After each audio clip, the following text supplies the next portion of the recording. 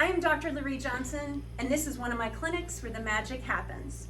I treat children conventionally in the office with laughing gas and local anesthetic, as well as with conscious sedation and in the operating room under general anesthesia.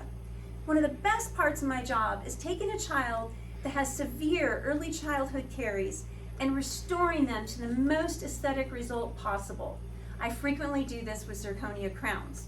I'm going to teach you tips to place zirconia crowns efficiently and predictably in the office when children are awake, and we will review more complex cases that were treated in the operating room under general anesthesia.